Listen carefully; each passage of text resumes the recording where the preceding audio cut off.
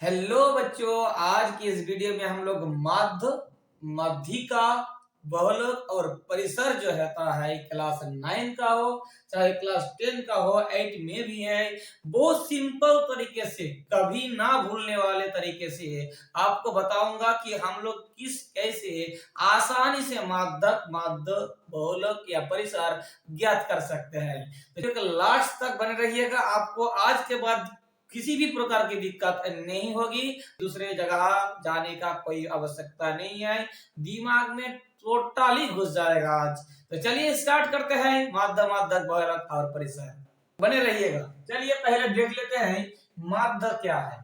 देखिए माध्य क्या है, कोई आंकड़ा आपको दिया जाएगा, आंकड़ा, आंकड़ा नहीं खाने वाला, मतलब कई संख्या दी जाएगा 2 4 5 6 इस प्रकार, जो इसे आंकड़ा बोलेंगे हम लोग। उस आंकड़े में से आपको ये सब ज्ञात करना पड़ता है। तो चलिए हम लोग माध्य वाला पहला एक एग्जांपल ले लेते हैं। 2 4 8 6 9 1 कोई एक आंकड़ा दिया हुआ है, इस प्रकार आपको ज्ञात करने के लिए कहा जा रहा है कि इससे माध्य ज्ञात कीजिए। बहुत आसान है, बहुत सिंपल तरीके से हम करेंगे, ध्यान रखिएगा।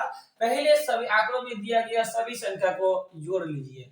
2 4 6 6 8 14 14 6 20 20 9 29 30, कितना हो गया 30। अब इस 30 में 30 जो दिया गया आंकड़ों का योग कर लिए, कितना संख्या दिया था आपके आंकड़ों में, 1 2 3 4 5 6, तो इसको 6 से बस डिवाइड कर देना है। क्या किए, सबसे पहले सब आंकड़ों में दिए गए सभी संख्या को योग कर लिए, फिर नीचे क्या बैठा दिए कि आंकड़ों में कितना संख्या दिया गया था। अब इसको हम काट देते हैं, यानी डिवाइड करते हैं, तो 5 6 34 30, तो ये निकल गया 5। यानी आपका इस आंकड़ों का जो आंकड़ा दिया गया था, इसका माध्य निकल गया 5।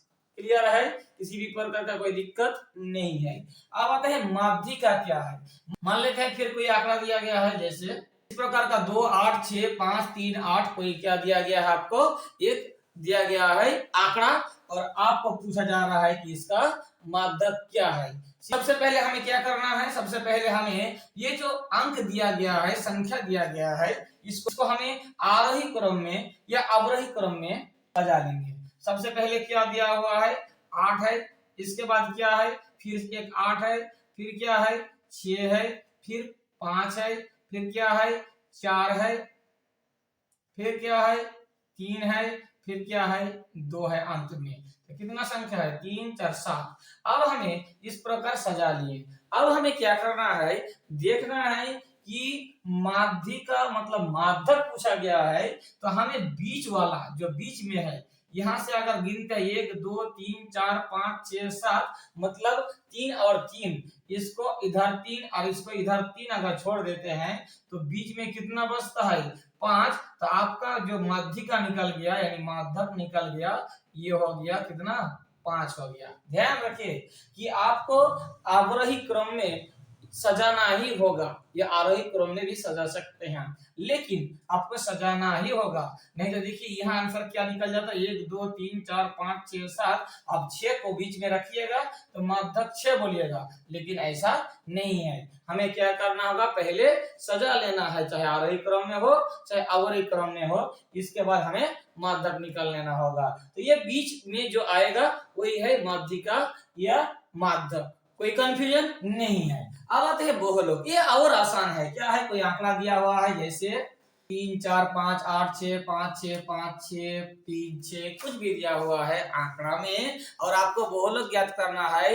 तो सबसे पहले आपको क्या करना है, जो इस आंकड़े में सबसे अधिक बार आया है, जो संख्या जो अंक ज्यादा बार आया है, ज्यादा है नहीं अधिक बार आया है, अधिक है नहीं अधिक बार आया है, उसे हम कहेंगे बहुलक। जैसे यहाँ 8 सबसे अधिक है, तो 8 बहुलक है जी, नहीं 8 बहुलक नहीं है। तो कैसे हम ज्ञात करेंगे, देखेंगे 3 कितने बार आया है, 1 बार 2 बार, तो लिख देंगे कि 3 जो आया है ये 2 बार आया है। कितने बार आया है, 2 बार आया है। 4 1 बार और नहीं है, मतलब 4 सिर्फ 1 बार आया है। 4 कितने बार आया है, 1 बार।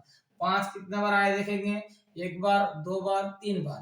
5 आया है 3 बार। अभी तक 3 क्या है, बहुलक है अभी तक। इसके बाद हम लोग देखेंगे 6 कितने बार आया है, 1 बार 2 बार 3 बार 4 बार, 4 बार आया है। इसके बाद 7 तो नहीं है, 8 है। 8 कितने बार आया है, 8 आया है 1 बार। 8 कितनी बार? एक बार। तो सबसे अधिक बार कौन आया है, मतलब ज्यादातर कौन सा संख्या आया है, तो यहाँ आया है 6। तो आपका बहुलक जो है हम लोग स्पष्ट रूप से लिख देंगे कि हमारा जो बहुलक है ये क्या है, ये है हम लोगों का 6। मतलब इस आंकड़ों में 6 सबसे अधिक बार आया है। ठीक है, क्लियर है, कोई कंफ्यूजन नहीं है। परिसर उससे भी आसान, उससे भी आसान, मध्य से मध्यक आसान, मध्यक से बहुलक आसान, बहुलक से परिसर और आसान। चलिए हम लोग देख लेते हैं कि यही आंकड़ा है, बहुलक में मान लेते हैं कि यही आंकड़ा है, क्या है उसको उतार लेते हैं पहले।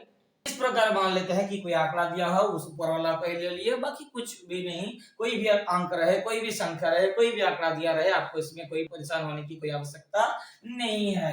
परिसर में क्या है कि आपको इस आंकड़ों में देखना है कि सबसे बड़ा संख्या क्या है, सबसे उसमें से जो सबसे छोटा संख्या है उसको घटा देना है।